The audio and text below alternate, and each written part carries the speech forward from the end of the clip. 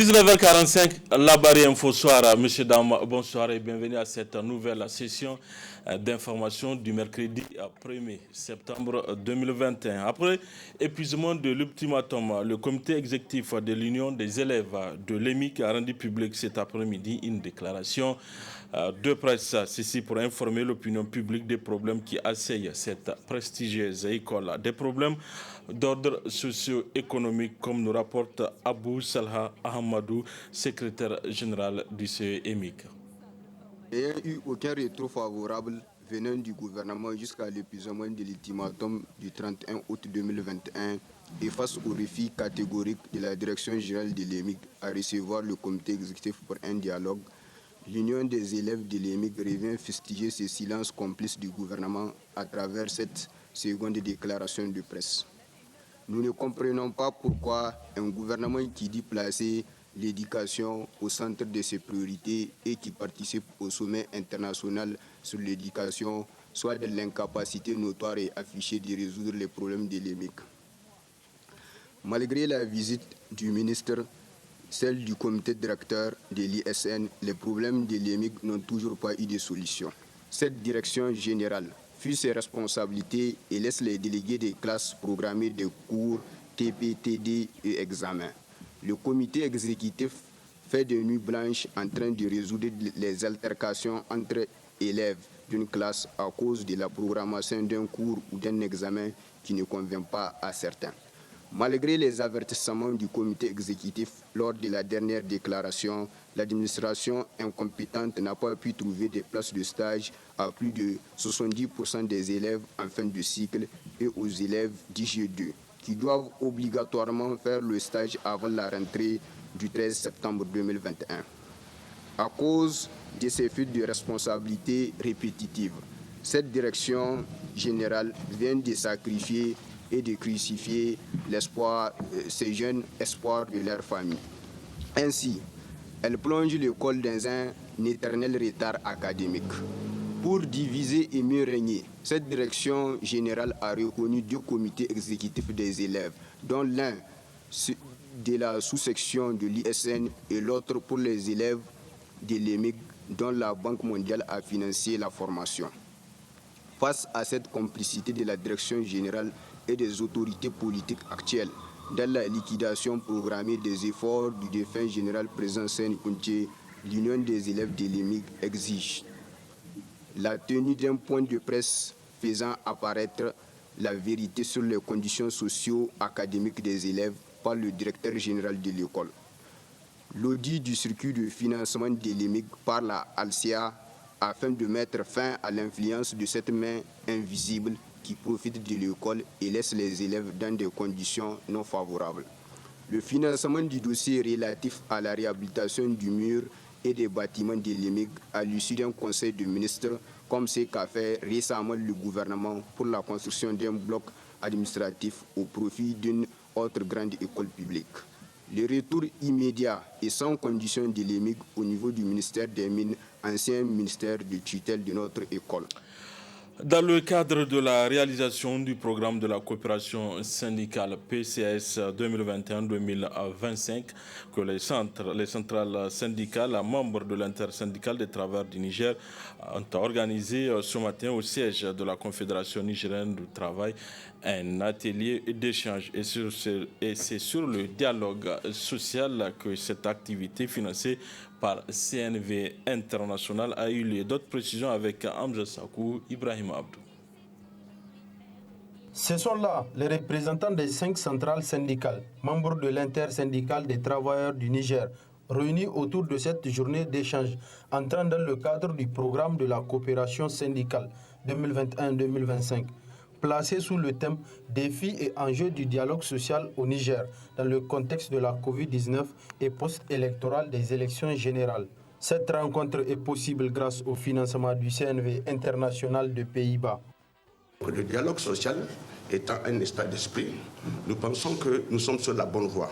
En témoigne l'audience accordée par le président de la République, chef de l'État, le 5 mai au mouvement syndical, audience au cours de laquelle le président a eu parlé des engagements, mieux instituer même un cadre de dialogue social avec lui-même, au-delà du gouvernement.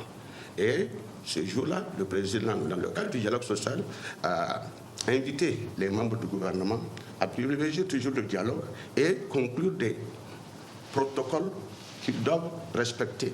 Parce qu'en fait, c'est quoi le problème du dialogue social au Niger? C'est le non-respect des accords auxquels on a souscrit. Et le dialogue social, c'est aussi et surtout le respect des engagements auxquels on a souscrit. Le secrétaire général de la Confédération nigérienne du travail, Mahamadou Sakho, a tenu à préciser aux participants que leurs organisations syndicales sont à pied d'œuvre pour la satisfaction des points inscrits dans le cahier de doléances. Au niveau de l'intersyndical de travail du Niger, UTN, nous sommes en train d'élaborer un plan d'action. Nous osons espérer qu'après les vacances des ministres, nous allons entamer les négociations avec le comité interministériel chargé de négocier avec les partenaires sociaux. Nous pensons que le cahier de doléances bien étoffé de l'UTN, remis le 1er mai au gouvernement, tous les points seront discutés et nous osons espérer atteindre les résultats auxquels nos militants attendent. Et tous les points que nous avons mis dans le cahier de doléances, ce sont des points qui répondent aux aspirations profondes des militantes et militants des différentes centrales syndicales. Ces organisations syndicales rassurent les participants pour l'aboutissement des conclusions auxquelles ils parviendront au cours de cette journée. Signe de temps oblige, ils ont monopolisé le transport des bagages à travers toute la ville de Niamey. Ce sont les voiturettes et tricycles qui nous font oublier les pousse-pousse communément appelés torco, qui sont qu'un souvenir. Aboubakar Ibrahim et Aboubakar Souley. Mais où sont donc passés ces anciens pousse-pousse communément appelés torco? Ils se font de plus en plus rares car menacés de disparition systématique, relégués presque définitivement au garage. Leurs remplaçants les voici, les tricycles et ces voiturettes. C'est eux qui font feu de tout bois en matière de transport urbain dans une ville cosmopolite comme Niamey aux dimensions démesurées, accentuant le mouvement pendulaire des habitants très actifs. Ce qui explique cette nouvelle donne, une donne qui visiblement a boosté les secteurs économiques au vu des différentes tractations gravitant autour de ce secteur, d'où une sollicitation tous azimuts de ces engins transportant n'importe quel type de bagages et c'est la livraison à domicile. Les voici ratissant quasiment toute la ville de Niamey.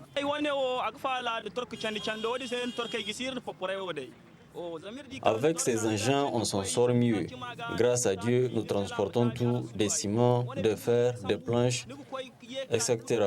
Parfois, on gagne 10 000, 15 000, voire même 20 000 francs jour. irga sambu sima irga sambu fujine ya cine irga sambu fer yan planchen hay kulka irdu irgi sambu ro de mudo ay kangirwa to wala za ran fon bar gudu 10 000 enfant gudu 15 000 enfant 20 000 ça dépend de jour han yan gor kan sudu badala. Avant, avec les turcos, nous souffrons beaucoup. Maintenant, grâce à Dieu, tout a changé. En fonction des activités, on gagne parfois 20 000, voire 30 000 francs. Et parfois presque rien.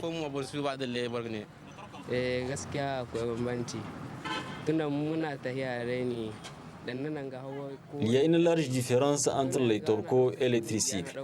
Avec ces derniers, nous partons dans tous les quartiers. Parfois, nous gagnons 15 000, 20 000 et même 10 000 francs.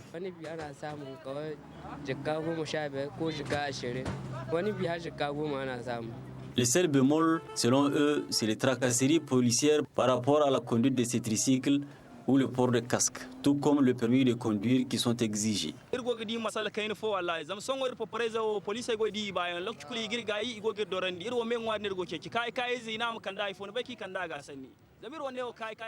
Le seul problème auquel nous faisons face, c'est la tracasserie policière. Nous demandons à l'État de surseoir à ces pratiques et nous permettre de mener nos activités.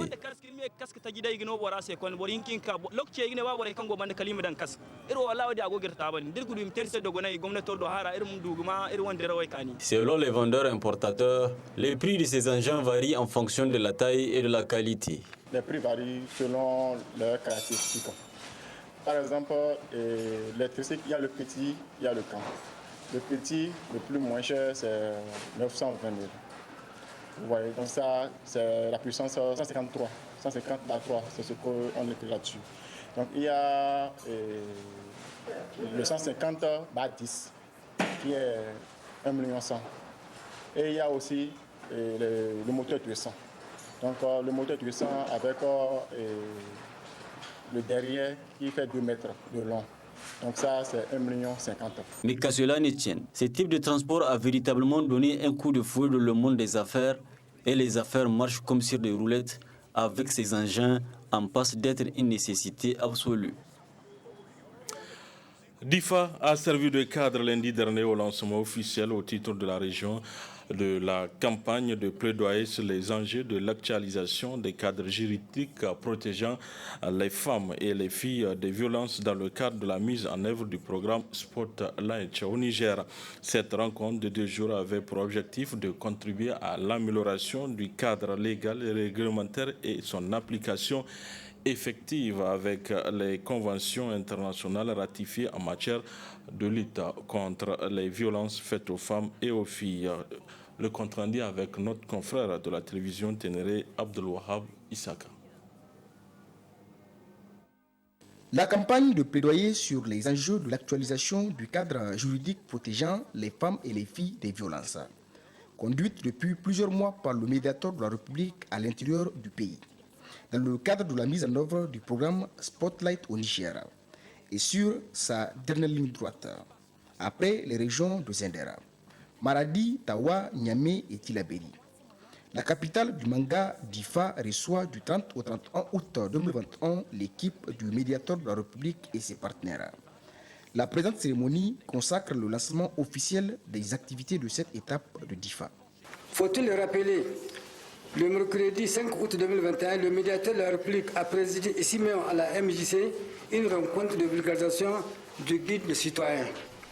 Aujourd'hui, force est de constater qu'au-delà de cette mission de règlement des litiges entre administration et administrés, assurer la veille démocratique pour la construction d'un état de droit, défendre les droits des citoyens, promouvoir la stabilité sociale et la paix, le médiateur se propose à travers sa conseillère de conduire des rencontres de plaidoyer à l'endroit des hommes et des femmes influents, leaders politiques et religieux, sur les enjeux de l'actualisation des cadres juridiques protégeant les femmes et les filles des violences. Partie prenante de cette cérémonie de lancement des activités, la représentante du PNUD a rappelé l'essence du programme Spotlight. Le programme Spotlight est une initiative mondiale et pluriannuelle de l'Union européenne et de l'Organisation des Nations Unies visant à éliminer toutes les formes de violence à l'égard des femmes et des filles. Ce programme vise à contribuer à l'élimination des violences sexuelles basées sur le genre, les pratiques néfastes et les obstacles à l'accès aux droits et à la santé sexuelle et reproductive. L'initiative vise à renforcer et consolider les efforts et les structures du gouvernement et des partenaires clés, particulièrement la société civile et les mouvements de femmes. Ce programme est entièrement financé par l'Union européenne, mis en œuvre par 4 agences du système des Nations Unies, à savoir l'UNICEF, l'UNFPA, le PNUD et ONU Femmes. Jusqu'à présent, le programme est présent dans 4 régions qui présentent les taux les plus élevés en matière de VBG, à savoir Zender, Maradi, Tawa et Tillabéri. Il faudrait comprendre que le programme est bâti sur 6 piliers qui se complètent. Il s'agit premièrement de travailler sur les cadres législatifs et politiques, renforcer les institutions, prévenir les violences, faciliter l'accès à des services de qualité et acceptables et de proximité, produire des données de qualité fiables et enfin appuyer les mouvements de femmes et les organisations de la société civile. C'est dans le cadre de la mise en œuvre du premier pilier que le PNUD a conclu un partenariat avec le médiateur de la République pour la conduite d'une caravane de plaidoyer sur les enjeux de l'actualisation du cadre juridique protégeant les femmes et les filles contre les violences. Procédant pour sa part au lancement officiel des activités, la représentante du médiateur de la République, Maître Ali Sirfi Ampouchi, a tenu à adresser ce message. L'atteinte d'un développement durable n'est possible que dans une approche égalitaire des droits des hommes et des femmes. Pour ce faire, les sociétés doivent au préalable extirper de leurs usages et coutumes les violences faites aux femmes et aux jeunes filles, qui représentent une frange importante de la population et remarquable surtout par sa vulnérabilité socio-culturelle et économique. En effet, aujourd'hui encore, cette tranche de la population fait face au Niger à de graves problèmes de violation de ses droits fondamentaux. Conséquence d'une part de certaines pratiques culturelles qui persistent et d'autre part d'un cadre juridique et institutionnel de protection balbutiant face au poids des pesanteurs socio-culturels. L'un des défis majeurs du développement durable réside alors dans la pleine reconnaissance des droits de la femme dans tous les domaines de la vie et dans la lutte contre les violences à son égard, qu'elles soient physiques, morales ou économiques. La première étape pour relever ces défis est de fortifier le cadre juridique protégeant cette catégorie de la population afin de le rendre plus protecteur. Ainsi, dans les situations où la loi est absente, le législateur doit être appelé à légiférer. Dans les situations où la loi balbutie, elle doit être plus rigide, car, dit-on, dur à l'ex, cède l'ex. Les régions d'Agadez et de Dosso constitueront les dernières étapes de cette campagne. Du sport dans cette édition, dans le cadre des éliminatoires de la Coupe du Monde 2022, le MENA national jouera son premier match demain, jeudi 2 septembre 2021, contre les étalons du Burkina Faso au grand stade du Marrakech au Maroc. Une rencontre qui s'annonce ouverte et les joueurs du MENA sont prêts pour la victoire. Précision avec Ibrahim Tikiré depuis le Maroc. En prélude au match face aux étalons de Burkina Faso le jeudi 2 septembre prochain, le MENA national du Niger a effectué ce mardi 31 août 2021 la reconnaissance de la pelouse du grand stade de Marrakech. Tous les joueurs convoqués par l'entraîneur Jean-Michel Cavalli ont répondu présents pour cette première sortie, comptant pour la première journée des matchs de qualification du mondial 2022 prévu au Qatar. Depuis l'arrivée de la délégation nigérienne au Maroc, l'état d'esprit des joueurs et du staff technique est bon. Même hors de ses bases et logé dans une poule difficile, le MENA national tentera de créer la surprise face à l'Algérie, champion d'Afrique en titre, le Burkina Faso et le Djibouti. Le mot d'ordre, c'est on ne va pas se cacher derrière un petit doigt. Un compétiteur doit gagner des matchs. Ça, c'est le mot d'ordre. Il n'est pas à venir ici depuis plus d'un an, travailler comme je l'ai fait pour arriver et dire à mes joueurs, faites ce que vous pouvez. Non, c'est pas du tout ça. Cavalli, c'est winner. On joue pour gagner. Ça, c'est la première des critères que je donne à mon équipe. On joue pour gagner. On ne joue pas pour ne pas perdre. Ça vient en deuxième ressort. Après les 2 matchs amicaux de Dubaï contre le Soudan, le groupe de Jean-Michel Cavalli est conscient de la mission qui l'attend, jouer sans pression et remporter des victoires. Je crois que nous serons prêts d'ici le match du jeudi. Là, ce n'est pas seulement un seul match, mais là, il faut d'abord penser à ce premier match qui est toujours important. On a l'habitude de mal commencer les compétitions avec les premiers matchs. Donc les 2 premiers matchs, là, il faut impérativement avoir des résultats positifs pour pouvoir espérer une qualification. Tout le monde a ses chances de battre tout le monde. Donc pour moi, je pars positif. Il ne faut pas partir négatif. Donc comme je l'ai dit, je pars positif et après on verra, on va tout donner et puis on va voir ce qui va se passer. Dans un état d'esprit pour gagner. On est là pour gagner, on joue pour une nation. Donc il faut donner le meilleur de soi-même et tout donner pour gagner. Comme je l'ai dit, là je suis dans un état d'esprit où je suis concentré pour le match du Burkina. C'est ça le plus important. Le but là, c'était pour un match amical. Espérons qu'on marque pour un match officiel. Le MENA national du Niger et étalon du Burkina Faso, c'est ce jeudi 2 septembre 2021 au stade de Marrakech à partir de 17h heure de Niamey. La rencontre sera officiée par des arbitres rwandais et conformément aux instructions de la FIFA, le match se jouera à huis clos et le respect des mesures barrières Covid-19 du pays hôte. Voilà, messieurs, dames, nous en venons à présent à notre rendez-vous hebdomadaire, la chronique juridique. Elle porte cette semaine sous le thème délégués syndicaux, un thème développé par Alfred Emmanuel, juriste également président du Raza Presse. Très bonne réception.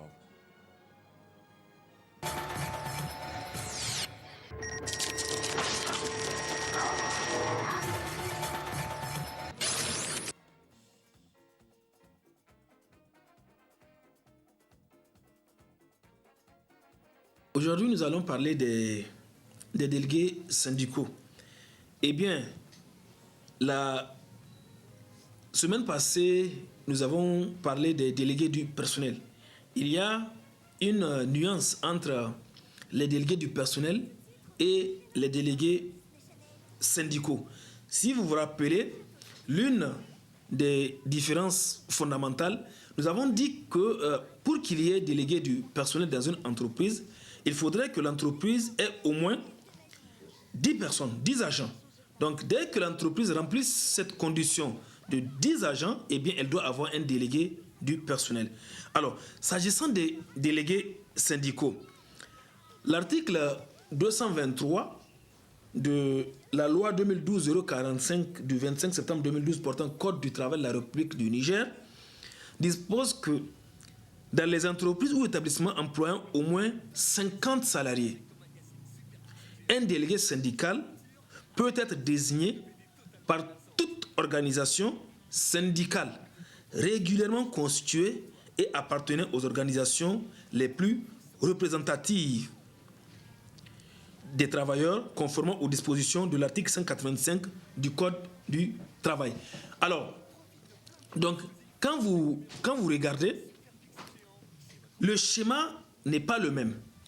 S'agissant des délégués du personnel, dès l'instant où on a 10 agents au sein de la société ou de l'entreprise, eh bien, on peut permettre l'élection des délégués du personnel. Mais ici, s'agissant du délégué syndical, la loi dit que dès l'instant où l'entreprise atteint 50 salariés, un délégué syndical est désigné par les organisations syndicales. Donc ici, ce sont les syndicats eux-mêmes qui désignent leurs représentants au sein de l'entreprise. Alors que dans le premier schéma, pour les délégués du personnel, c'est au sein même des agents qu'est élu un délégué du personnel. Vous voyez, donc le schéma ici, il n'est pas le même. Pour les délégués syndicaux, ce sont les syndicats eux-mêmes qui, une fois que l'entreprise atteint le quorum de 50, désignent un représentant du syndicat au sein de l'entreprise. Donc, vous voyez, là, c'est une différence fondamentale. Alors, quelle est la mission du délégué syndical? Puisque nous avons vu la mission du délégué du personnel.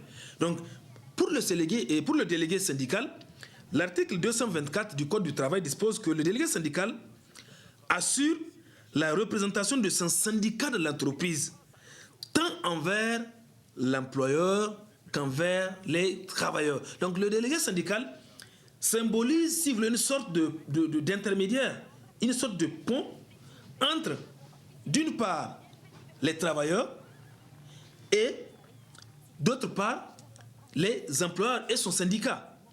Donc c'est une relation, si vous voulez, qui se veut tripartite.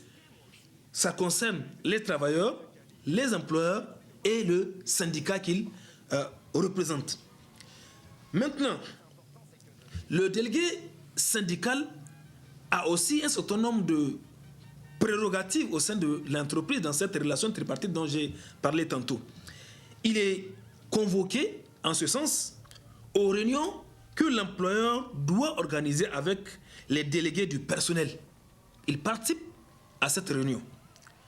Et lors de cette réunion, il peut prendre la parole.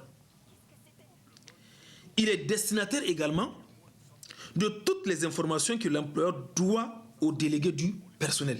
Ça lui permet une sorte, si vous voulez, il a un œil de regard sur les correspondances échangées entre l'employeur et les délégués du personnel. Nous avons précisé également, comme les délégués du personnel, que le délégué syndical doit également avoir un temps qui lui est aménagé pour l'exercice de ses activités.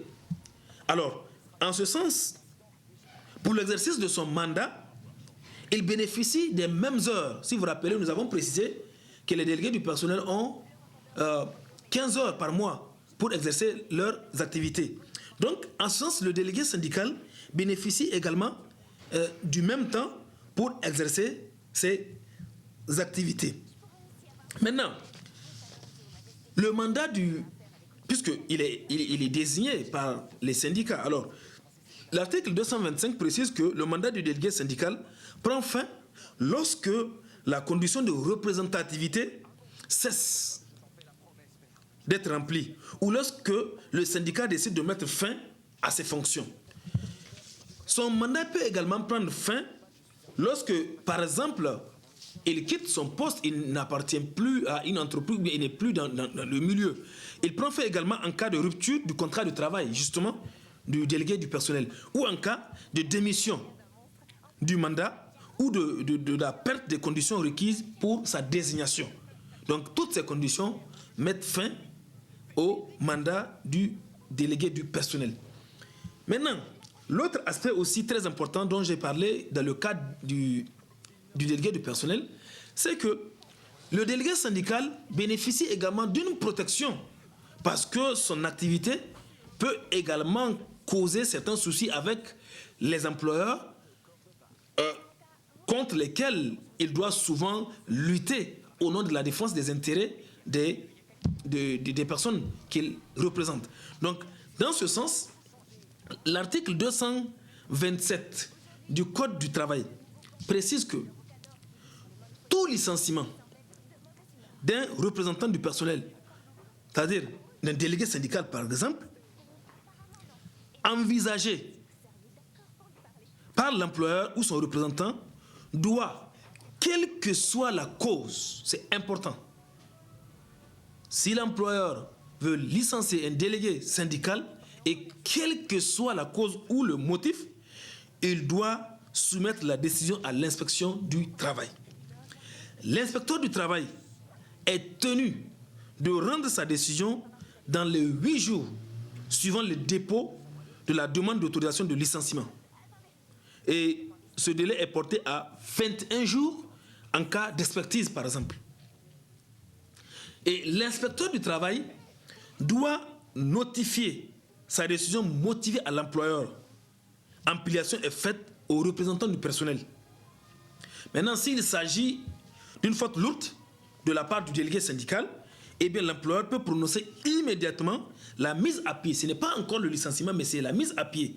La mise à pied, c'est une mesure conservatoire qui permet de faire la lumière sur la faute commise par l'employé, en attendant qu'on ne voie quelle est exactement la décision à prendre ou quelle serait la décision de l'inspecteur du travail.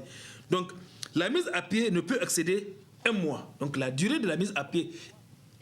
Retenez que là, nous sommes dans le cadre du représentant du personnel, c'est-à-dire le délégué syndical. Quand il commet, même s'il commet une faute lourde, eh bien, là, il y a un certain nombre d'étapes. Et l'employeur peut le mettre, en fait, peut lui infliger une mise à pied. Et cette mise à pied ne peut excéder la durée d'1 mois. Et tout licenciement d'un représentant du personnel prononcé par l'employeur sans que l'autorisation préalable de l'inspecteur du travail ait été obtenue ou malgré le rejet de la demande d'autorisation par celui-ci est nul et de nul effet. Ça, c'est important. Si l'employeur prononce le licenciement d'un délégué syndical, malgré le rejet de cette demande par l'inspecteur du travail, ou en violation, ou sans attendre la décision de l'inspecteur du travail, eh bien ce licenciement est nul et de nul effet. La décision de l'inspecteur du travail est susceptible de recours hiérarchique devant le ministre en charge du travail et d'un recours contentieux devant le tribunal administratif. Si l'inspecteur du travail prononce sa décision et que l'employeur estime que cette décision lèse ses droits, eh bien, la loi lui crée la possibilité de faire un recours hiérarchique devant le ministre de l'Emploi. Ou, également, il peut faire un recours contentieux devant le tribunal. Donc, c'est autant de possibilités qui sont données à l'employeur pour pouvoir contester une décision prise par l'inspecteur du travail dans le cadre du licenciement envisagé contre un délégué, un délégué syndical. Donc, cette relation entre les représentants du personnel, le délégué syndical par exemple, et l'employeur est également une relation qui n'est pas toujours rose. Donc, et c'est bien que le Code du travail ait créé une sorte d'aménagement, une sorte de disposition qui accorde une protection particulière à ces personnes dans le cadre de la défense des intérêts des travailleurs. Donc voilà ce que je peux vous dire également sur les délégués syndicaux au sein de l'entreprise. Je vous remercie.